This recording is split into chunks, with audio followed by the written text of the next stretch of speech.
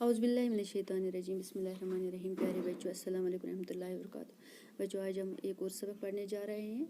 सबक नंबर 8 है। उन्वान है गेहूं का दाना। T2 का दूसरा सबक है ये।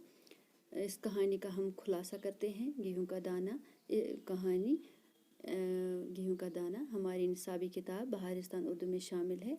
गेहूं को कश्मीरी में कनक बोलते हैं। इस कहानी के मुसन्निफ लियो टॉलस्टॉय है। इस कहानी के ज़रिए इस बात की वजाहत होती है कि पुराने ज़माने के इंसान और आज के इंसान में फ़र्क है।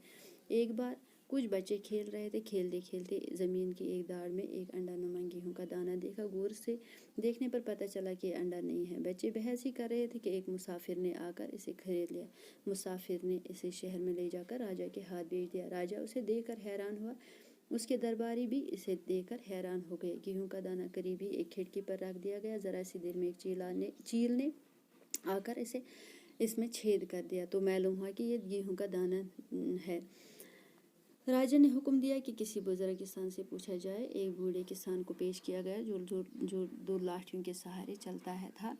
इसके बाल भी सफ़ेद थे। उसके मुंह में एक दांत भी न था। उसे बहुत कम सुनाई देता है। जब उसे पूछा गया तो उसने कहा कि सरकार ने मैंने ऐसा गेहूं का दाना कभी देखा है और न बोया है। शायद मेरे वालिद साहब इस बात के बारे में कुछ बता सकेंगे। इसके वालिद को भी दरबार में हाजिर किया गया। वो एक ही लाठी के सहारे चलता था। इसकी एक आंख भी काम करती थी। उसे भी कम सुनाई देता। जब राजा ने उससे पूछा तो उसने जवाब दिया कि इसने आज तक न ऐसा गेहूं बोया है, न देखा है और न कभी खरीदा है, क्योंकि इनके ज़माने में रुपया पैसा न था और मोल लेने का रिवाज भी न था। इसने कहा कि मैंने अपने वालिद की ज़बानी इतने बड़े गेहूं का जिक्र सुना है, आप इनसे दरियाफ्त कर ले। जब उस बूढ़े किसान को दरबार में हाजिर किया गया तो वो जवानों की तरह बगैर किसी सहारे के चलता हुआ आया। इसकी आंखों में चमक थी। इसके हाथ पाँव भी मजबूत थे।